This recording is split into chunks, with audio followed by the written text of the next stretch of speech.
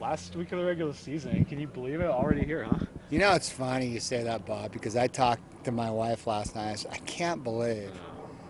I mean, it's just flown by, and it always flies by just because we hardly ever have days off. I mean, I had Easter off, and that's been about it because we come in on Mondays and start preparing scouting reports, and anyhow, it just flies by. It seems like every year gets faster though as I get older. As I say, coming off the series split there in Stanford, how big was that to get that one on Sunday, and to get you guys ready and geared up for this last little bit of run for the postseason? You know, I think every game you play as you get towards the end of the year is huge. I mean, every game's big. So, I kind of felt like the Stanford series was going to be like preparing for a regional. It's unfortunate we weren't able to play 3 games because of our contract with the Pac-12 network. But, I thought it was huge. Who would you like out of Grant finally getting back out into the lineup? It was great to have him back. I mean, I thought he was outstanding. He was really sharp for having 3 weeks off. I didn't know what to expect, and I thought he was as good as he was before he left. So I'm glad he's back, and we're going to get Izzy back. I don't know if we'll get him back this week, but he's going to be back. He'll be back for regionals for sure. With Iser, still just again same kind of little arm, the tenderness type. It's thing not an arm thing; it's a muscular it's thing. a muscular thing. Yeah, and it's it's kind of like my background's business. I mean, I'm my master's in business, so I don't know a lot about the body, but we did everything we were supposed to do protocol wise, and we were just told after we had an MRI done and it was clean, just to make sure. But it's a muscular thing, and he should be back by regionals. He threw yesterday pain free, but we're just going to be really smart about it. So where did he have the MRI? Where was the MRI actually on then? It was on the elbow area, just to make sure. Okay. Yeah, there was nothing wrong other than we just wanted to be careful and make sure that nothing was wrong. We assumed there wasn't anything wrong. Our doctor before the MRI said he didn't think there was anything wrong, but we also wanted to make sure. That session he threw, about how many pitches approximately? He didn't throw pitches yesterday. He just lengthened out. He lengthened out to about 150 feet, and he was pain free, which is a major positive. Do you know that when he's scheduled to actually throw a like I bullpen said then? before, he'll throw a bullpen this week with the idea of him throwing in regionals. Yeah, I assume that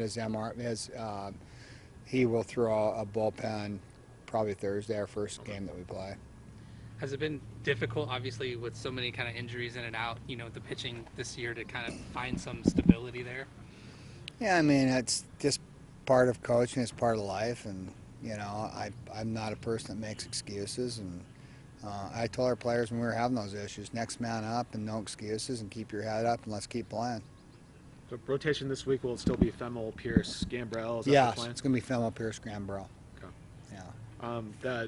Is there an update on Mitchell Verberg from the specialist in Texas? Yeah, I'm assuming Mitchell's going to talk to you guys. Okay. So I don't know if it'll be today. I think he's here today, but I don't know. Hank, is he going to be here today? He's already here. Let me go talk to him. Yeah, go talk to him, see if he wants to talk to you. Yeah. And with Andrew Walling, I know that did he come out of the Civil War? How's he doing health-wise? He's fine. He's just he's got a bicep issue. Okay. It's not serious, but again, when you're dealing with the pitching staff and you're dealing with high-profile guys, you're going to be extra careful. Is he out this weekend, or is I would assume he's going to be ready to go this weekend again. How would you describe the senior class and what they mean to this program leading up to the last one? Oh my gosh! I'll just start with Zach Taylor. Zach Taylor didn't play hardly at all for quite a while, and he comes in the game on Sunday, and his second at bat he hits a home run. His first at bat I know he struck out, but I think he had an 8 or 9 pitch at bat, and I guess for him, why I'm so proud of him is because even though he wasn't playing, he never quit working. And so, I just think that's a great example of what it means to be a true professional, even though, this is amateur status. He acted like a pro in that situation, never whined to me, never complained, was always part of everything we're doing team-wise, is one of the leaders on our team, and when he got his opportunity, he showed up. So I'm really proud of Zach. And then for the rest of our seniors, Bryce Femmel, my goodness, he's 33 and 8. When he first started throwing for us as a freshman in the fall, we thought he'd be a relief pitcher. Here he is, 33 and 8 as a starter. So You just start with those two guys, and we don't have a lot of seniors on our staff. And then Sammy Tweet's been through a lot with injuries and things like that during his career, but he's just been a great teammate. What I'd say about our senior class as a whole, and I think that's all the three seniors we have coverage-wise, is those three guys. Is they're just really, they're just great teammates. They're selfless, and they're a big part of our program. They're part of our legacy. You pinch hit there with Zach, with the bases loaded, second or third inning. I can't remember. What made you decide to give him a crack at that?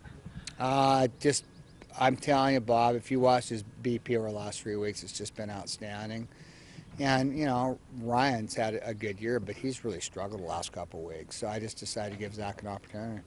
And you had that following at bat, hits a home run. You had to feel pretty good for him to get that ball.